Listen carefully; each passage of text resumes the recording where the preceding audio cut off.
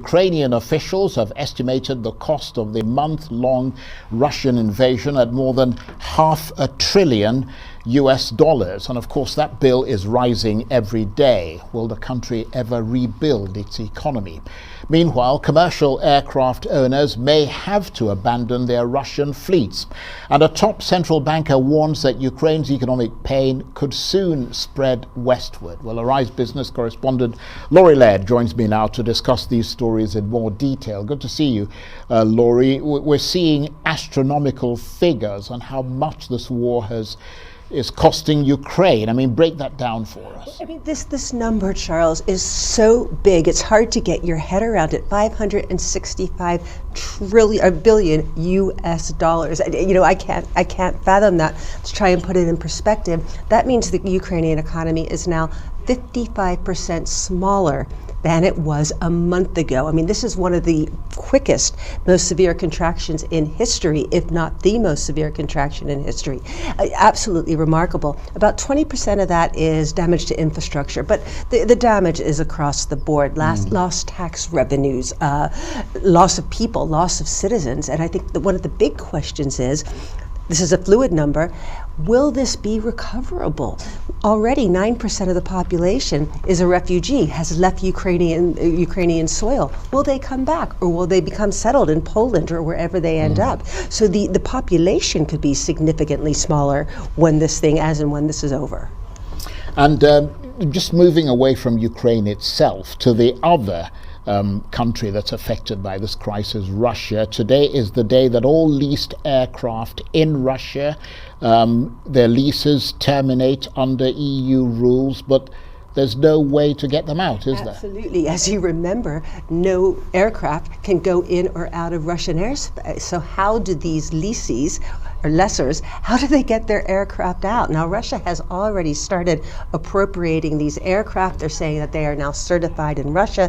That goes against international law. But this is a massive, massive capital outlay. About half of the 500 planes that are licensed in Russia are leased. They're leased from non-Russian organizations, So whether they will be able to get these planes back is an open question. The insurance clauses are not very clear. But here's another wrinkle. Because Russia has appropriated these planes, some of them are flying, despite the fact that they have been deemed non-airworthy by the authorities because they can't get the right equipment, the right kind of maintenance. So these are flying around Russia. No one has any idea how safe these things are. That's an extraordinary story. And staying with Russia, Gerhard Schröder, who was the former German Chancellor, is in the news with regard to Russia. This one is fascinating. Now, Gerhard Schröder has probably made more of an impact internationally now when he's not Chancellor of Germany than he did when he was there. He's a social democrat, so aligned with the leading party in the current German coalition. He went straight from the Chancellery in Germany to a very big position with a number of Russian companies, not least chairperson of Nord Stream, the big pipeline that takes oil and gas from Russia to Ukraine. He is now chairman of Rosneft. Remember, BP, a couple of BP employees left there, and he's making no apologies for this. His social democratic colleagues have said, please, can you condemn this? This seems, this doesn't feel quite right. His private office has all resigned, but he is refusing to condemn this invasion. He's retaining all his Russian corporate offices. Now let's turn to the Bank of England and the issue of rising energy prices. The bank appears to be rather scared, and the effect about that and the effect that is having on the economy. It does, and it seems a little odd to be talking about the Bank of England, but Andrew Bailey, the governor of the Bank of England, did a very clear speech today, and he is not known for his plain speaking. And he said that, look, this is possibly the biggest crunch to energy, the biggest cost of living hit that we'll see this year than in any of the years in the 1970s. Remember, during the oil embargo, he sounded nervous. He also said, we may not raise rates more rate increases are not a foregone conclusion. The market thought that that would be the case.